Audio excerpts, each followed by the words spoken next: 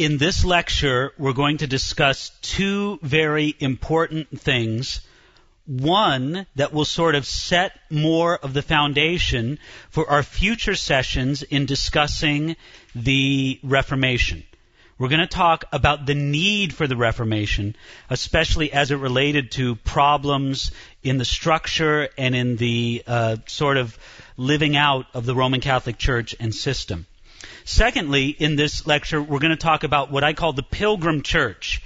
As for where were pockets and areas of true believers throughout the history of church, especially during these periods when the institutional church, which, let's just be honest, it was the Roman Catholic Church, would have been very strong and dominant. Were there true believers anywhere? Well, so first we're going to talk about the need for Reformation. And this brings us back to the idea of the Great Schism. The Great Schism describes that period of time when the papacy was in exile, right? The papal offices and the Pope himself actually moved from Rome to Avignon, France. And this period lasted from 1378 to 1417. And that business of moving the papal headquarters from Rome to Avignon, during this time, different political factions, backed by the kings of different nations, recognized first two popes, then three different popes at the same time, as I said before, all excommunicating each other. The Roman faction supported Pope Urban VI. And this was backed by the German emperor, by England, by Hungary, and by Scandinavia. The Avignon faction supported Clement VII, backed by France and Naples and Scotland and Spain and Sicily. So you can see what a significant division there was in the Christian world. You can just imagine, for this period of time, for what was it, some 40 years, there were essentially these two different popes ruling over these two different factions in the Christian world. It was a time of great, great disgrace for the Roman Catholic Church. I don't think there's any other way you can describe it. So they had these two lines, and then actually a third line was suggested to eliminate the two competitors. So at one time, there were actually three supposed popes all at the same time over the Roman Catholic Church. Well, finally, they called together a council, the Council of Constance, in the year 1414 to 1418. It ended the controversy by deposing all three of the popes, right? Each one of the three popes were all deposed, and they elected a new pope, Martin V. The Council of Constance also tried to assert the authority of councils over the Pope and tried to establish regular intervals for the meeting of councils. But its ruling was pretty much ignored by the popes. They were still in charge over the church. You know, this is a very interesting movement within the church of the medieval times, what's known as the Councilor movement. Now, there had been at times certain great church council, right? Such as what? What's the one we talked about so glowingly a few lectures ago? The Council of Nicaea, right? There was really no pope prominent at the Council of Nicaea. This was just sort of a congress of godly church leaders from all over the church getting together and deciding certain issues. Well, when people saw the disgrace of the papacy, with first the Pope moving from Rome to Avignon, and then a second Pope, and then on top of that a third Pope, they said, listen, the problem is that there's too much power within this one man, the Pope. What we need to do is periodically have church councils like they had at Nicaea, and we need to put the Pope under the councils. So actually it was a council that solved the Council of Constance, spelled correctly here and not up there on the top. The Council of Constance was actually the one that solved the Great Schism, but as soon as Martin V came up and became the new pope, do you think he submitted himself to the councils? Absolutely not, right? That's just not the way that the popes worked. So this Great Schism showed several things that are important at this stage of the Middle Ages. It showed, first of all, the absolutely political nature of the office of Pope, right? When you have the Pope moving the office from one place to another, when you have a second Pope and then a third Pope and the political wrangling back and forth, there's no doubt that it's essentially a political office, and that was widely understood. Secondly, it showed the corruption of the papal office. Right? I mean, how much more could you say that it's absolutely corrupt? The Germans and the English resented it because there was a French Pope, because they knew that the Pope was in the pocket of the King of France. Well, why do you think that the other ones didn't like the Pope that the English and the Germans put forward? Because they knew that they were in their pockets, right? They knew that it was just a political arrangement.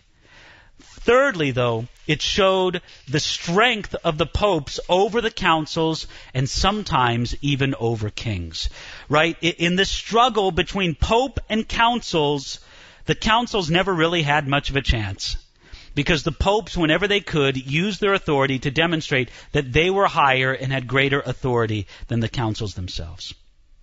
Now, another thing that sort of demonstrated, by the way, wouldn't you agree that this whole mess with the Great Schism, this shows real problems within the institutional Roman Catholic Church. It's like a warning sign. It's like a flashing light. We need reform. We need reform. We need reform. Well, then there was a second thing. The establishment of the Inquisition in the year 1478. Now, it actually began much earlier than that. In the year 1184, Pope Lucius III was concerned about heresy, and he required all bishops to inquire into the beliefs of their people. If a man was found guilty of heresy, he was excommunicated. It was hoped that he would retract his heresy and return to the church and the church's beliefs. This ended up being the beginning, at least philosophically, for the Inquisition. At the Fourth Lateran Council, Pope Innocent III provided for the state's punishing of heretics and the confiscation of their property. If the state's police didn't fulfill this role, they could be excommunicated themselves. So in other words, this is how it would work. The church, such as a bishop or maybe the Pope himself, would declare somebody to be a heretic, right? They would examine their beliefs, declare them to be a heretic. That person would be dealt with. Then they would command the civil authorities, the police, the army, whatever. They would command the civil authorities, you go deal with this person. Arrest him, put him into jail, give him whatever punishment we see fit, and take all of his property. Now, believe it or not, probably the most damaging part of that, I shouldn't say the most damaging, one of the most damaging parts of that whole equation was the take all their property business. Because where do you think the property went when they took it? Well, part of it went to the church itself, right? The other part of it went to those who had a vested interest in prosecuting these cases. If you could be made rich by finding heretics and convicting them, isn't that a pretty good incentive to find heretics and to convict them? Even if they're not such heretics.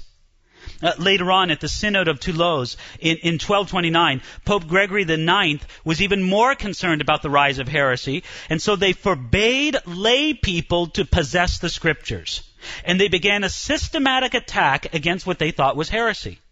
The investigators and prosecutors were the Dominican friars. They took a whole section of monks and made them persecutors and investigators. Prosecutors and investigators. Well, persecutors, in fact.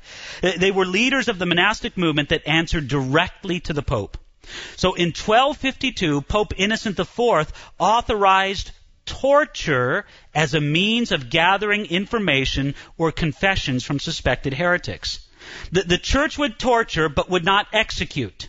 For executions, they had to turn those over, they declared guilty, over to the state for execution. Do you understand what's going on here?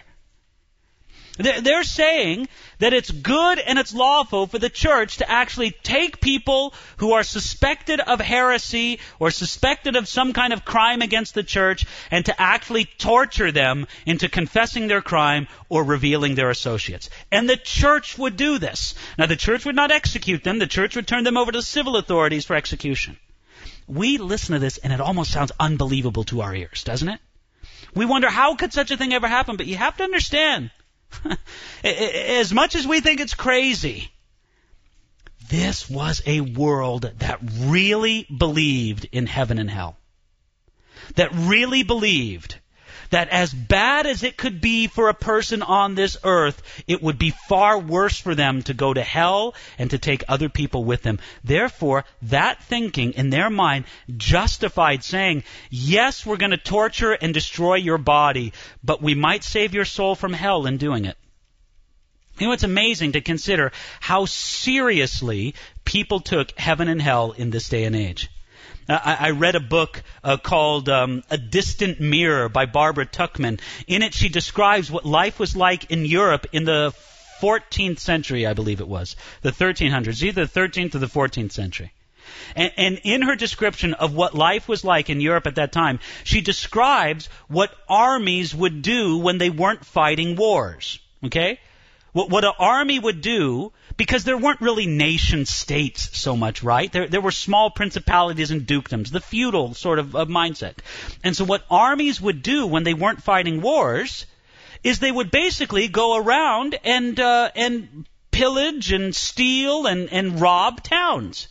And this is what they would do. They would ride up to a town, and they would basically say, okay, here we are, we're army, we're not doing anything.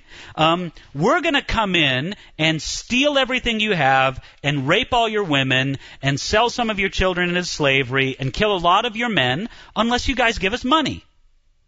And they would go back and forth and negotiate with the leaders of the city for how much money. They might say, well, we want 1,000 pieces of silver. And the leaders of the city would say, oh, we can't give you 1,000 pieces of silver. We can give you 100. And the robbers say, well, 100, that's out of the question. We'll give you 800. And they go back and forth and barter back and forth until they decided on a price. If they didn't decide on a price, then they would go in there and rape and pillage the town. Now, they have the documents from some of these negotiations preserved, right? They've been preserved in some sort of archive somewhere. And one of the ones that the author in this book, A Distant Mirror, called to mind was the negotiation between one of these plundering, non-working armies that was outside of a monastic community. And basically the demands that were negotiated and that were decided upon was that the monastic community would give them this much money and this many sheep and this many, tunics or whatever. But what they also included in there, and this is what I find absolutely fascinating, every one of those robbers, every one of those, mercenary soldiers, they wanted a letter from the leader of the monastic community absolving them of all of their sins. Now look, here's a group of men who make their living on murder, theft, and rape. That's what they do for a living. And yet they were concerned about having their sins forgiven and going to heaven. Just a way to put it, they really believed it in that day and age. They really did.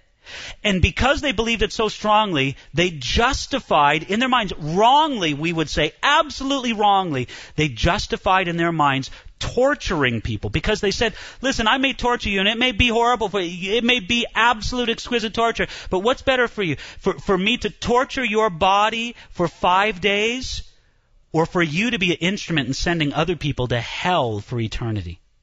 You see how they would do the equation? And that's how they justified it in their mind.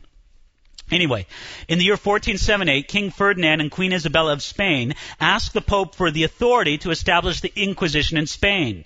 You see, in Spain there were many Jews and Muslims who made half-hearted conversions to Christianity. So in 1492, they expelled all the Jews and Muslims from Spain, but the half-hearted converts remained. The Inquisitor General of Spain was Thomas de Torquemada, a Dominican friar. His campaign of torture, confiscation, rewards for informants, and execution became infamous. But this is what you got to understand. The Inquisition was not practiced against pagans. It wasn't practiced against unbelievers. It was practiced against those who at least claimed to be Christians. What made it so horrific in Spain was because there were so many people who just converted out of convenience, and they were horribly treated and tortured, and it was an awful, awful thing. Well, that was the Inquisition. Then you move on, again, another flashing red light that says reform needed. The other thing that was really necessary was this idea of papal corruption and what you might call the imperial papacy. The Pope acting like an emperor himself. You see, the popes soon asserted their authority over any sort of council and began to do what they pleased with their total authority. Pope Pius II issued a papal decree, again, a papal bull, an official document. He issued a papal decree that forbade any sort of appeal to a papal decision